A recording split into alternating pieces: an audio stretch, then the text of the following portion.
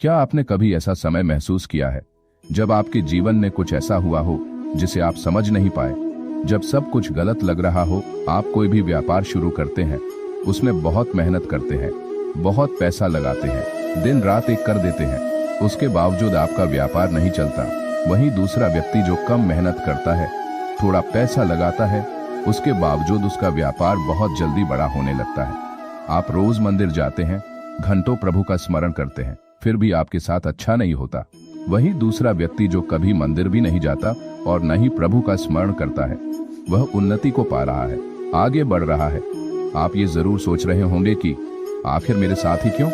आज मैं आपको उस प्रश्न का उत्तर देने आया हूँ जो हम सबके मन में कभी न कभी आता है। क्या सच में जो होता है वो अच्छे के लिए होता है? और इसका उत्तर हमें मिलता है श्री कृष्ण की वाणी में, गीता के ज्ञान में और उनके जीवन के उदाहरणों में।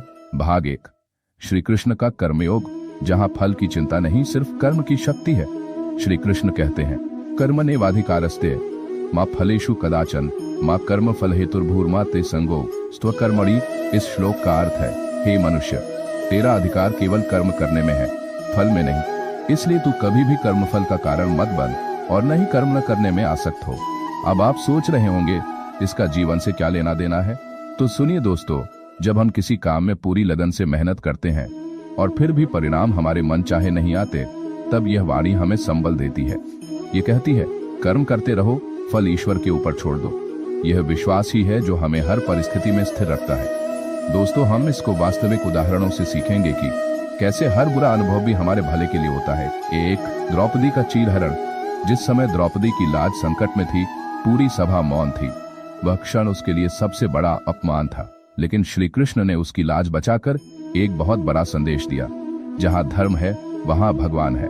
और वही घटना पांडवों और कौरवों के बीच युद्ध की नींव बनी, जहां धर्म की जीत हुई। अब आप सोचिए, उस दुखद घटना के पीछे भी एक दिव्य योजना थी। अर्जुन का मोह, युद्ध से भागने की इच्छा।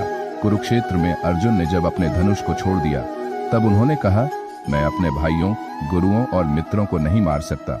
तब श्री कृष्ण ने कहा, यह तेरा धर्म है अर्जुन, युद्ध से पीछे हटना अधर्म को प्रोत्साहन देना है। यही क्षण था जब गीता का ज्ञान प्रकट हुआ, जीवन का सबसे बड़ा रहस्य उजागर हुआ। भाग 3, श्री कृष्ण की लीलाओं से सीखें। हर एक घटना के पीछे है गहराई। कंस का वध, कंस ने कितने ही पाप किए।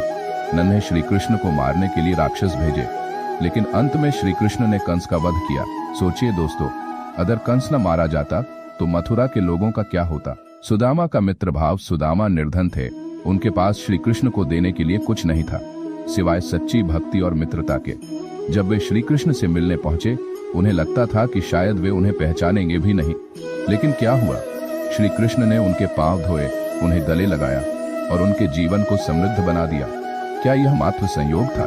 नहीं, यह भक्ति और प्रेम की विजय थी। एकलव्य की दक्षिणा। गुरु द्रोण ने जब एकलव्य से उसका अंगूठा मांगा तो वह घटना अन्यायपूर्ण लगती है, लेकिन उस समय अगर एकलव्य युद्ध में होता तो शायद पांडवों के भाग 6, श्री कृष्ण की अंतिम प्रेरणा। जीवन को स्वीकारो, लड़ो और आगे बढ़ो। श्री कृष्ण कहते हैं, उद्धरेदात्मनात्मानं नात्मानं साधयेत् आत्मैव ह्यात्मनो बंधुरात्मैव रिपुरात्मा। अर्थ, मनुष्य को स्वयं ही अपना उद्धार करना चाहिए, स्वयं को कभी गिराना नहीं चाहिए। आपका सबसे बड़ा मित्र भी आप हैं और सबसे बड़ा शत्रु भी आपकी सोच। दोस्तों, आज हम सब जीवन की भाग दौड़ में परेशान हैं, रिश्तों में दरार, करियर में संघर्ष, मानसिक अशांति। लेकिन श्री कृष्ण की वाणी हमें यही सिखाती है, हर दुख, हर समस्या के पीछे कोई ना कोई शुभ कारण छिपा है। हो सकता है जो आज आपको रुला रहा है, वही कल आपको दुनिया के सामने मुस्कुराने की वजह देगा। इसलिए जब भी जीवन कठिन लगे, जब भी रास्ता अंधकारमय लगे, तो बस एक बात याद रखना, जो होता है अच्छे के लिए होता है, और जो नहीं हुआ वह शायद किसी बड़े नुकसान से बचाने के लिए नहीं हुआ, और जो होने वाला है वह ईश्वर की योजना में सर्वोत्तम है। अगर आपको ये विचार प्रेरणादायक लगे हों तो इसे अपने दोस्तों और परिवार से जरूर साझा करें। मित्रों, अगर आपको यह वीडियो पसंद आई हो तो हमारे चैनल को सब्सक्राइब करें और वीडियो को लाइक करें। जय श्री कृष्ण।